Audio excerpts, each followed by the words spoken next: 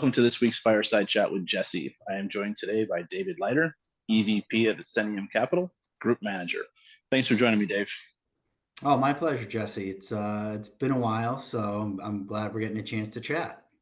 Yeah, it's been forever. I don't know, we caught up a couple months ago. I think you were probably customer number 4 or 5 back in the day. Yes. And it's amazing how much our careers have grown. I mean, I probably am still stagnant, but whatever. It's fantastic to see our, just kind of careers and the trajectory and everything else. And so it's just great to have you on this program, man, because, while it is a PG thing, we'll try to keep it as professional as possible. I guess we'll say that. It's been an interesting ride. It's been an interesting ride for sure since we first met. I mean, the industry continues to change and morph over time, and it's been fun.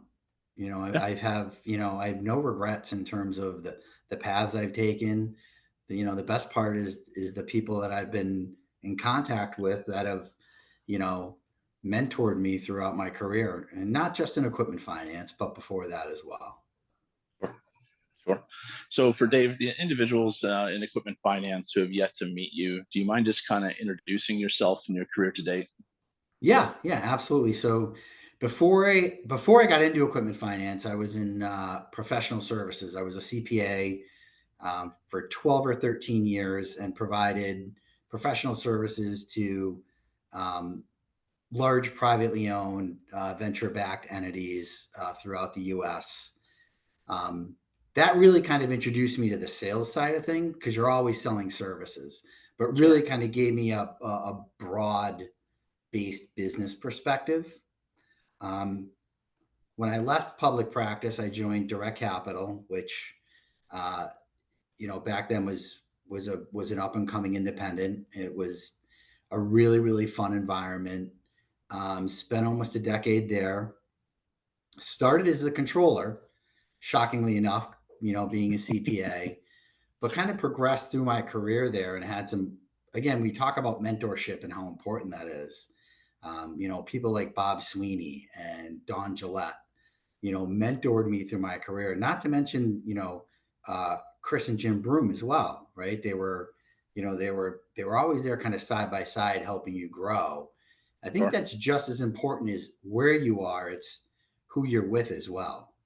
100%. So, and for me, that was a fantastic learning journey, starting as the controller. When I left, I was a senior vice president of finance and operations. So pretty much everything but sales and credit, I was responsible for. And that gave me a really, really interesting glimpse into kind of the back end of operations for an equipment finance company, a lessor especially, because there's a lot more that goes into it than I think people realize. Sure. And then, being a CPA, and I mean, you're always selling yourself for services or your clients or everything else. So it's an interesting perspective, because I've been in basically a BD role ever since you've known me. And now it's actually running an organization like you are. Yeah. It's A lot like of moving everything. parts, right? Yeah. You're just like, wait, what's going on? So I'm Yeah. trying to learn the other side of it, and you're on the sales side of it. So it's kind of, it's interesting for sure. Yeah. After I left Direct Capital, I took some time off. I worked as a finance professional for a family-owned manufacturing company that was based out of Europe. And then a little bit after, a year later, I linked up with Tom Depping, and obviously another great mentor. I mean, I consider him an industry icon. Who is now retired, and he taught me so much. We came in to Ascentium to build kind of what we'll call the direct to end user platform. And with that, it was an unbelievable learning experience for me. The organization and the people are phenomenal. Again, it's who you surround yourself with and who you work with that really kind of can sometimes make or break you. And I've been very, very fortunate to work with such quality individuals throughout my professional career. Um, so during that time with Ascentium, obviously we were acquired by Regions Bank. So we are a division of Regions Bank. And that happened right in the thick, like April 2020, right around, the thick of COVID. It was so bizarre. But Regions has been an unbelievable acquirer. Not only do you have the strength of the bank, right? It's a very, very well run financial institution, but the leadership in the bank was un. They were unbelievable in terms of guiding us through what it was going to be like to be, first a subsidiary and then a division of a bank, and um, they've really kind of allowed us to continue to grow and blossom. And you don't typically see that a lot with acquisitions. Sure. Typically acquisitions kind of, there's a little bit of a stutter period, and we didn't have that. And you know us learning all the compliance and regulatory aspects has not been easy. It's been difficult, but our risk partners and our internal audit partners and and the executive leadership have been so unbelievably helpful in guiding us through that. And I haven't had a lot of experience with the bank, other than a little bit of time spent with Rick and his team there. But just based on what I guess markets they were in and ticket sizes, that seemed to be a great marriage between Ascentium and them as well. A very, very, very nice fit for us because we were a complementary product for the bank. Yeah, We're nationwide in scope, so we go outside of the footprint. But it's been a really, really nice union. Again, a lot of it has to do with the acquiring, the acquirer yeah, understanding that, we need to let this management team that has decades and decades and decades of experience continue to grow and prosper. And, we just need to help them rudder the ship to get through, the regulatory and the compliance environment. sure. And I think we've seen some good examples, similar examples like that in our industry, and then we've seen some not to dos. But we won't get into those here. Yeah. We won't Yeah. get This into is a those. this is a good news show, not a bad news show. All right, fine.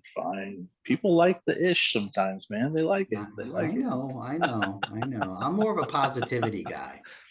It's fair. It's fair. No, but your team was generous enough to host EF Cares last year in Scottsdale, and opened up your doors. Just great organization, good culture. I haven't been down to your Texas office yet, but assuming it's the same there. And then, is your office in Portsmouth? Dover, New Hampshire, which is No. just north of Portsmouth. So our offices are Portland, Maine, Dover, New Hampshire, Kingwood, Texas, Scottsdale, Arizona, and Irvine, California, Okay. which allows us to service the entire country. Our headquarters are Kingwood, Texas. Okay. Have been since the inception, and this is where a lot of our senior leadership resides as well. So how often do you find yourself? I'm guessing majority of time is in Kingwood, but do you hit the other satellites as well? Yeah. I will get out to Arizona and I will get out to California as much as I possibly can. Okay. And wonderful leaders out there. Craig Colling is out in Arizona. He's a really dynamic, energetic leader, and we have two of what we call team leaders out in Irvine, which do a wonderful job running their teams. Two great areas, great for talent, right? Sure. And it allows us to have a West Coast presence, whether it's Arizona or California. Perfect. And from a line of business perspective, just for those people who aren't familiar, like what industries are you in, Dave? We try not to be very industry centric. Okay. Obviously, we have the same restrictions and prohibitions that the bank does, as many lenders do. Whether you're an independent or whether you're bank owned, you're going to have certain restrictions just from a regulatory perspective that you can't lend into. Um, you know, we are an AB lender, so we're typically looking at the you know higher credit levels and scores. Um, we try not to be super industry agnostic. We try to be a generalist because what that does is that levels out your portfolio and your risk in a Sure. much in a much better fashion over time. Um, as you can see, there are certain lenders that are in specific areas right now that are feeling some pain. So um, we've tried to stay away from that, and we will exit a space if we see degradation in the business or from a product perspective that we don't like. Okay. But again, in general, we are a generalist, and our shop is split into two pieces: direct to the end user and what we'll call a vendor channel, or more of a referral channel. No, it's thank you for that, and it's an interesting observation, right? Especially for those people that only stick with OTR and kind of some It's of the pains that they're feeling right now. I mean, Yeah, it's always been a cyclical business, but I very think much so. you've probably this is probably your second cycle on it, and the people that have been in the industry shorter than we are have never seen it before. Yeah, yeah, and it comes in all different shapes and sizes, right? You have black swan events like 2007, 8, and 9, which you know we that was crazy. And then you have other kind of mini cyclical events within our industry, whether it's could be trucking, it could be a number of things, which is why we take a pretty holistic approach to it. Sure. We partner hand in glove with our risk partners as well to do analysis on an ongoing basis to see if there are changes we need to make, and we often do so, um, and that helps us get earlier on the curve to avoid kind of pain down the line. And Sure. sometimes it hurts because volumes may stagnate a little bit, but I'd rather avoid that trap as opposed to continue to do more and then experience losses later. Yeah, not the whole put the pedal down, baby. We're going to see what happens. Like, no, no, no, no, Yeah, no. We yeah, don't need yeah, to do that. We don't need to do that. yeah. No, no. We'll call it values over volume, Jesse. It's fair. God, values over volume. I wish I would have had that. I could told you 20 years ago that you'd be saying this to me in an interview. I can't take credit for that. That Oh, is that is our friend Craig Colling. He I, came up I, with that. I could see that. I could Yeah. totally see that. I could see that. All right, Craig. I see you. I see you. So, Dave, the next question I have for you is going from CPA to controller to now running an entire business unit. Um, let's talk about that if you don't mind. So, when you were approached to take over this role, um, thoughts, feelings, I guess lessons learned Well, since you started. first off, there was a lot of gravity to that, right? Because you are essentially, and I said this, with we had an all hands call, and I was like, with Tom retiring, like those are shoes that I'm not going to fill. I'm going to be Dave.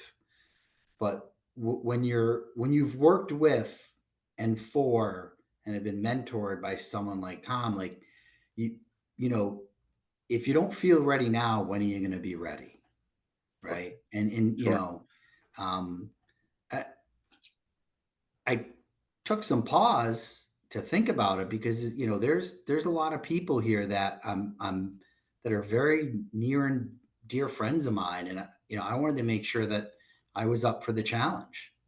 But ultimately, I decided I'm like, if why not? Why not me? And I embraced it. And has it been easy? No. There's a lot of times you make decisions and you're like, I hope it's the right one. I'm channeling my inner Tom or my inner Bob Sweeney or Don Gillette or whomever, sure. and trying to take all that collective wisdom that that has been kind of bestowed upon me. I've been given, and hoping that's enough to kind of guide the ship, especially through choppy waters right now. I mean, we've had I may be getting this wrong, Jesse, but we've had, the interest rate increase has been the largest in the last like 25 years, right? Um, and you know, that's that can be devastating to equipment finance businesses, and this is where I kind of lean back on my accounting and my finance um, roots. If you don't understand economics and you don't understand how these transactions work, you can really get yourself in hot water. Sure.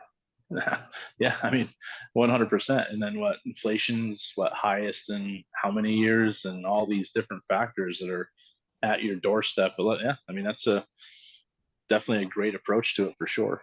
Yeah. And again, what you do is you have to take the ideas in, and you have to take, hey, we want to enter this space, or we want to do this bit more of this business, and say, all right, what does it look like? Um, Not only from a front end perspective, but a middle and a back end perspective. And you have to kind of take all of that in, and you have to make a decision. Some are right, some are wrong. Hopefully you're right more than you are wrong. If not, then you figure it out and you adapt. And that's Yep. perfectly fine. There's Yeah. nothing wrong Yeah. with that. So, what is it like, I guess, on the operations and accounting side? That's been your wheelhouse forever. On the sales side, the marketing side, let's talk about that and managing those personalities, I guess I should say. Like I said earlier, I've been fortunate to be surrounded by great people, Okay. and be able to work with and by and for some fantastic people. Um, Salespeople, let's not say salespeople. Type A hard chargers, right? Type A hard Fair. chargers, whether they're in sales, operations, or accounting, they're great people to work with. People that care, and that makes it a lot easier. And obviously, there's going to always be a natural push and pull, because everybody on sales thinks their idea is the greatest, and it's going to do really well. Um, and sometimes you just have to temper that. But again, I've been fortunate to work with great salespeople. I mean, whether it's Brian Varney or Craig Colling or Richard Beccaro, or you know there's a host of them that have more experience than I do, in that arena, um, but have been wonderful teammates. Well, and I think of some of the other people that you got to work with at Direct, like John Donahue and some Oh of those yeah, other individuals yeah, that kind of gave you that insight in the relationships you guys had. yeah. Um, That's paramount to success, because sure. nobody who sits in, whether it's a group manager seat or a president or a CEO seat, knows everything. That's a statistical impossibility. So you need to surround yourself with really good people. And it's side to side, it's up, it's down, it's you know, and it can't just be yes people. It's people that have to give you effective intellectual challenge as well. Sure. You don't want haloing, right? You don't want everybody to be like, oh, this is a great idea. I'm like, that's not what I'm asking for. Poke holes in the idea. Is this a good decision or a bad decision? It's that's an interesting thought, right? I mean, because I think people a lot of times just say phrases like that and just to say it because that's what appropriate leadership is, to be honest with you. But a lot of people don't follow it. No, when singularly dominated organizations sometimes fall into traps, um, which is, if you're not learning from what happened in the past, and you're not kind of drawing on your collective experience, and you're just going to continue to do the same thing over and over, it typically doesn't work for an organization or an individual or what have you. Sure. Sure. Um, you always have to have a thirst for change and knowledge. And again, when a decision has to be made, it has to be made, right? But you have to understand that if you don't collect it and you don't bring in all those pieces, you're not giving justice to the organization or your team. Again, that carries a lot of weight with me because this group at Ascentium has been together a long time, and they have a Sure. lot of collective experience through multiple economic cycles. So you'd be a fool not to draw on that. Sure. And then like the worst thing you can do is get feedback and then not do anything with it. Yeah. Or just be honest about it. I appreciate it, but this is the direction we're going in, and this is why. Sure. Yeah. I mean, I mean, it's hard for people to be vulnerable and share what they want to do, let alone being like, yeah, I understand what you're saying, but this, because you still want to encourage them to give Yeah, their thoughts and opinions. It's just, absolutely. I know we give, when we do these regional events for EF Cares, we put a survey out and people are like, anytime that someone's like, it was okay. I'm like, who is this person? What's your problem? I'd like to see you do this, right? You get all angry, but then again, you're like, okay, well, what's the next question? Like, how did they respond? Was it just that one, or were there common themes throughout their response? And then it's like you take it back, and it's like, okay, now I understand. But obviously, I'm a human, right? So you get a little upset. You're like, what? What do you mean? Well, I mean, if you think about life in general, you learn the most through negative experiences, right? That's how you learn and grow. If you're always successful and the wind's always at your back, you're not. It's hard to draw on those things where you've lost. And that's what Good helps you point. grow as a human being, whether it's at work, whether it's at sports, whether it's in your personal life. Those mistakes make you, either a better or worse person. I try to draw on that and be a little better. Dave Lyder, the philosopher. What was it? The Zoolander philosophizer. Oh, great movie. So many. Sorry. Anyhow, you and I can go on movie lines forever, I'm sure. But Well, yeah. um, so as far as the industry, Dave, I want to talk about like the ELFA and just conferences in general and what they mean to Ascentium Capital from a, I guess, educational perspective, Yep. new business perspective, maintaining existing relationships. Well, Craig, as you know, is very involved in the ELFA. He's kind of he's our liaison with the ELFA. And we encourage, the CLFP designation. It's very important. Um, it allows it kind of providing education around the organization and opportunity is important for people to see. I mean, leasing has been around since, ancient times, and not a lot of people seriously, but it's a great industry to learn, grow, and develop in. I mean, there's so many different areas of it, whether you're an on balance sheet, lender or not.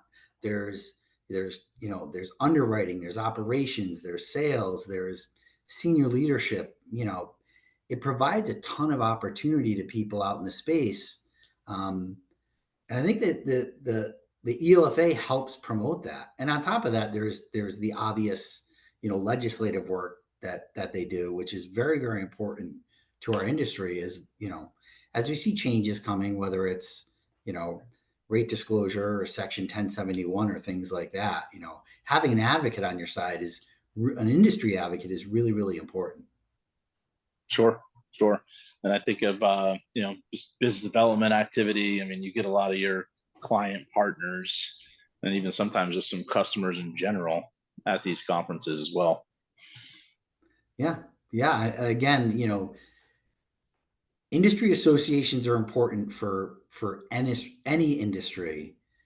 The ELFA is what it does for us is, again, it gets the name out there for equipment financing and the professions within it, provides a designation and education, which is really important, provides a platform for people to speak, whether it's on, again, the education side, the recruiting side, new industry talent, things of that nature, which again are very, very important to continue to recruit through colleges and universities, to Sure. continue to keep the industry going. So, I mean, the conferences are helpful. I personally don't go to a ton of conferences myself.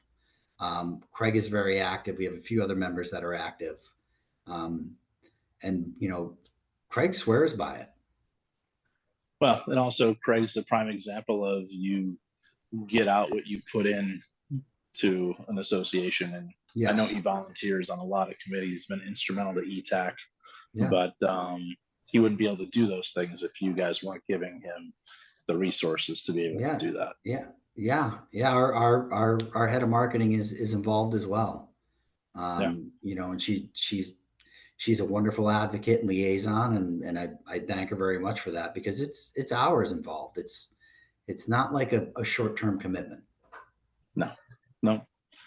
And then I know we talked a little bit about like mentorship in the industry. You know, I haven't talked to Bob in forever. Kind of industry relationships, Dave, and what they've meant to your career. It's been pretty much everything, Okay. to be honest with you. Linking up with the partners, not only that you work with at a company or an organization, but outside, whether it's a service provider or whether it's a software provider, insurance provider, whatever it is, allows you to grow and network that way. But like I said before, if you're being mentored by the right people, it makes it just a tremendous difference in your career path and your trajectory, to be honest with you. Thank you for that. And so when you left Direct, when you were on the private side for a little bit, were you Yeah. waiting? Were you waiting for that phone call to come back in equipment finance? Actually, no, Okay. I wasn't. It just happened. Okay. Because people like equate this industry like the Hotel California, like once you're in, you're not going to leave. So that's why I asked that question. I enjoyed it tremendously. I had a pretty interesting opportunity. I took it, but you had talked about relationships. So, someone just happened to call me and say, you should talk to this person. And it just kind of grew from there. And some of it's luck. Some of it is just dumb luck, Jesse, that, I was able to link up with Tom Depping. And then what advice would you have for somebody just coming into the industry, Dave? Well, I guess it depends what area. So the first and foremost is be on time.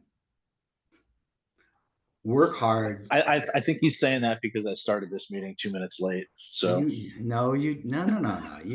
I was 2 minutes early. I'm just joking. I was sitting in the waiting room waiting for you. No. Be on time. Work hard and try to absorb as much as you can, because you don't know what area you're going to ultimately be in. You could start in a underwriting role, but then move to a sales role. You could start in a sales role and move to an operations role. You could, there's a lot of mobility within our industry. And there's a reason why when people get in, they don't leave, because it's fun. Yeah. You get to work with fantastic people and some unbelievable characters. That's great. It's like yourself. Characters. I like that. Yeah, no, I agree. I ask people that question all the time, and it's be a sponge. Yeah. There's so many different things you can do. There's very, I guess, few organizations that do like structured training anymore, where it's like, no, you have to start in credit or you have to start in collections. You have to start somewhere and then you go around and then you find what you're good at, which is unfortunate. But sometimes you just have to do that yourself and take that initiative. No, I hear you in that. Sometimes it's a resource issue as well, right? I mean, but we try to do we do a lot of training here at Regions. Okay. Obviously, some of it's required, but we do some industry specific training as well. And again, the great thing is when you post for a position, anybody can apply. It doesn't matter. It doesn't matter what group you sit in, where you're located. We're open to that. I was going to ask you that question. So, from a virtual or on-site hybrid, how are you guys running Ascentium today? I would say a little bit of everything, right? Okay. Because a lot of our sales force is dispersed throughout the country. That you may not be within 40 miles of an office. You may be in South Dakota or you may be in some other state. I don't know. You know, most of us didn't have a choice but to embrace the virtual revolution. Now, it definitely has its drawbacks. I think meeting in person with people is to me is irreplaceable. Sure. With that, you have to change with the times. So there's a lot more video conferencing. There's a lot, there's more touch points in a virtual world, believe it or not, than there is in a personal world, because you're just not walking down to somebody's office and saying, "Hey, how you doing?" Me personally, I'm in the office, most days, because I like it and it suits me. But you have to change with the workforce. You have to change with, what happens in society. No one could have predicted COVID. And Sure. that kind of, I think, accelerated the virtual revolution.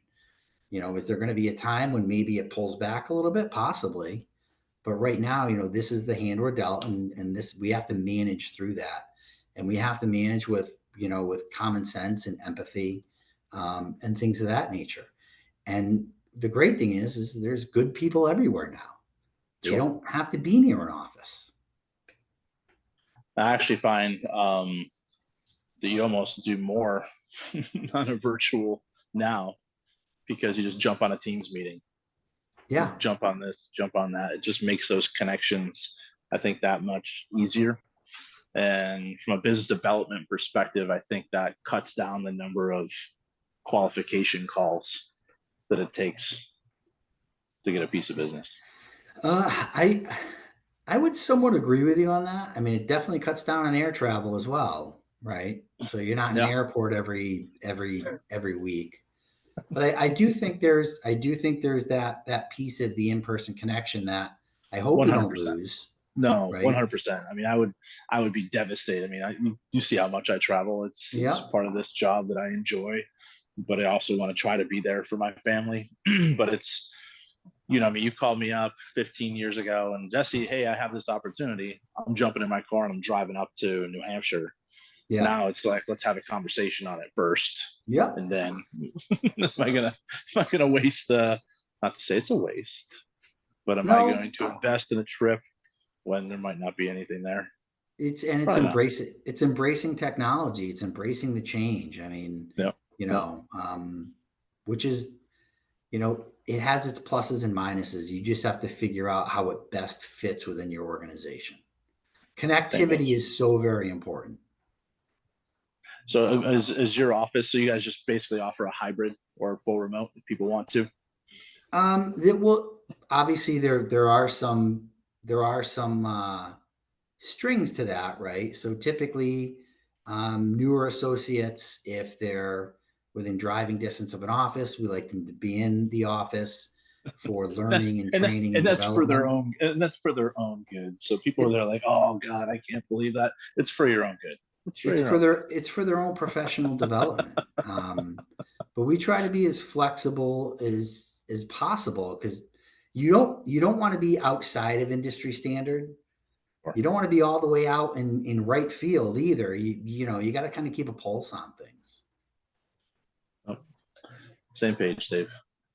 So next question I have for you is I ask everyone who comes on the program to give me a little fun fact about themselves. So what makes Dave Lyder tick outside of equipment finance? Golf. Okay. Without hesitation. Golf. What's your It's my passion. okay? What's your handicap these days? It's a little above an 8 right now. Huh. Nice. So I guess that means I get 9 strokes if we play. I like this. I like well, this. possibly. Other than that, my son is in college now, and my daughter is going Where's he to going? University of New Hampshire. Okay. Okay. Yeah, I wasn't sure if he was following in Dad's footstep and going to be a Husky. no, unfortunately not, but that's okay. He's loving his adventure in school, and my daughter is going into her senior year, and I truly loved watching them play sports. So that's kind of another thing about like I just love watching them on the field, like the joy Okay. it brings, and and there's a sense of pride as well. So my daughter is big into lacrosse now, Okay. so I we just got done with summer lacrosse season, so no more tournaments on the weekends, and soon enough it'll be next spring, and her final season of high school lacrosse will start happening. Is she looking to stay in the Northeast as well? She's looking all over the place right now. She's looking Okay. down south. She's looking up north. Does But she's Dad have any influence? Or it's like over here? no, No, no, no, just mom. It's fair. no. We're gonna do a visit to Yukon. That's for sure. Okay. Okay. I mean, you know So what? UConn for whatever their football program was. No offense. Uh, none taken. they win at basketball like every other year. One of Yeah, the they men's, are. women. So it's Yeah, they're yeah. phenomenal. They're phenomenal. It's awesome. So, Dave, my final question I have for you is, why should someone want to do business with David Lyder and Ascentium Capital? Well, number one, our size and scale, right? Being a division of Regions Bank, um, they're a phenomenal capital provider. They do, like I said, we're in a very strong liquidity position. Number one, but the most important thing is the customer centric view we take. We're extremely transparent on our transactions. We focus on customer first, soundness second, good business. And we still have that speed and efficiency that we have when we were independent. That's even with all the regulatory and compliance items we've had to bolt on for good reason. Sure. And on top of that, we're flexible. So Ascentium's not a one trick pony. We cross industries. Obviously, we have your traditional products, and when it comes to programs, we're very customizable because of our technology enablement and our platform. So, and again, the people. Perfect, man. Well, it's been a pleasure speaking with you today. It's been fun watching, as I mentioned at the beginning, just kind of your career trajectory. And, can't wait to see what you continue to do with the Ascentium team, man. Well, I appreciate it, Jesse, and it was great catching up. It's been a long time, and we've known each other for 2 decades now, or something like that. We're both getting older, but However, it's I been think I think I think I'm grayer than you, so I well. definitely drew the short straw on that one.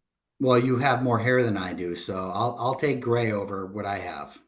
Wasn't going there. Yeah, I could feel it coming. You know, it's been an interesting ride for sure, and I'm looking forward to kind of continuing to write chapters. And again, I get to work with a fantastic group of people on a daily basis, and it just makes life so much better. The quality of life when you work with people that truly care and operate with ethics and transparency and honesty, it makes a difference. Thank you very much, Dave, and everything you just said, 100%, sir. Appreciate your time, and hopefully our paths cross sometime in the near future. Yeah, same here, Jesse. You have a great one, and I get 12 strokes, you said, when you're in Arizona next time? Just okay. That's fine. Whatever the system says is what you get. Perfect. I'll have to channel my inner accountant on that one then. I got this. All right, Dave. Have a good day, sir. Take care. You too, bud. All right. Bye.